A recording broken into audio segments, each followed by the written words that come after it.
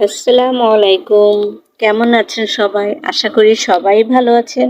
আমিও আপনাদের দোয়া ও আল্লাহর মেহেরবানিতে ভালো আছি। এটা দেখে কি মনে হচ্ছে? মনে হচ্ছে না মিষ্টি? উহুম, এটা কিন্তু মিষ্টি নয়। এটা এমন একটা জিনিস দিয়ে তৈরি করা, মনে হচ্ছে মিষ্টির মতো। এই পুরো ভিডিওটা দেখতে হলে আমার সাথে থাকতে হবে, আমার ভিডিওটা দেখতে হবে। চলুন দেখি এবার এটা কি দিয়ে তৈরি করেছি। খেতে কিন্তু অনেক মজা ও লোভনীয়।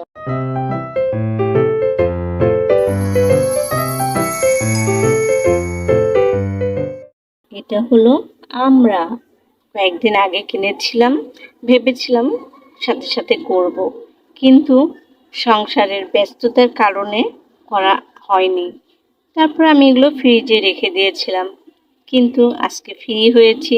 আজকে বানাতে যেয়ে দেখলাম আমড়াগুলো একটু একটু পেকে গেছে, বেশ অনেকগুলোই হলুদ হয়ে যাচ্ছে। ভাবলাম আজকে করেই ফেলি। তারপরে আমড়াগুলো নিয়ে ভালো করে পরিষ্কার করে ধুয়ে তারপরে আমি এগুলো ছিলে নিব। আমার আমড়াগুলো সবগুলো ছিলা হয়ে গেছে। এখন একটি ফ্রাই প্যানে গরম পানি দিয়েছিলাম, তার মধ্যে সামান্য একটু লবণ দিয়েছিলাম। এখন আমড়াগুলো আমি পানিতে ছেড়ে দিচ্ছি। আর এই মিষ্টির আইটেমটা যে একবার খাবে মনে হচ্ছে এটা বারবারই খায়, মুখে লেগে থাকার মতো একটা আইটেম। আর এই রেসিপিটা শিখেছি আম্মাজির কাছ থেকে, মানে আমার শাশুড়ি আম্মা। তাই ভাবলাম সবার মাঝে এটা শেয়ার করি। তারপর আমি ঢেকে দিলাম। 15 মিনিট পরে আমি দেখব এটা কতটুকু সিদ্ধ হয়েছে। আমি আবারও ঢাকনাটা উঠে একটু চেক করে নিচ্ছি এটা কি অবস্থা। আরও কিছুক্ষণ সিদ্ধ হতে লাগবে। আবারও ঢাকনাটা আমি দিয়ে দিচ্ছি আরও 15 মিনিটের জন্য। এবার 15 মিনিট পরে আমি ঢাকনাটা উঠিয়ে একটু চেক করে নিব।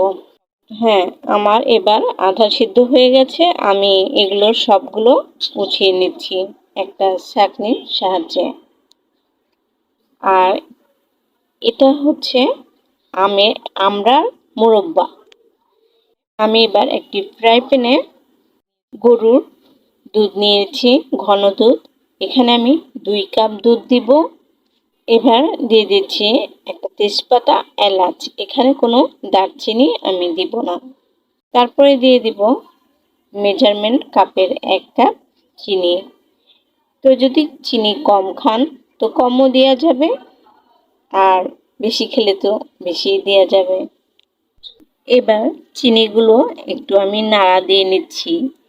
নাড়া দিতে দিতে চিনিগুলো যখন আমার দুধের সাথে মিশে যাবে, তারপরে আমি এটার মধ্যে আমড়া দিয়ে দেব।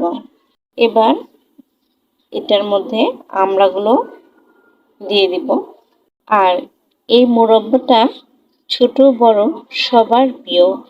ছোটরা অনেকেই টক খেতে চায়, কেউ টক খেতে চায় না, কিন্তু এটা খেতে গেলে মনে করবে, ভাবে যে বারবার খাই।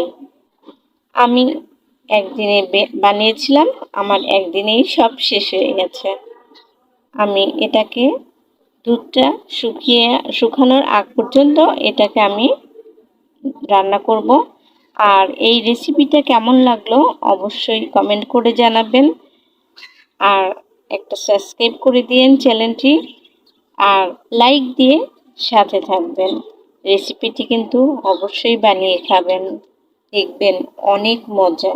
আমার এখন দুধটা শুকিয়ে গেছে, আর দুধটা শুকিয়ে ছানা ছানা হয়ে গেছে, কারণ আমড়াটা টক ছিল বলে। এবার আমার এই মজাদার আমড়ার মোরব্বাটা কেমন লাগলো অবশ্যই জানাবেন। সবাই ভালো থাকবেন।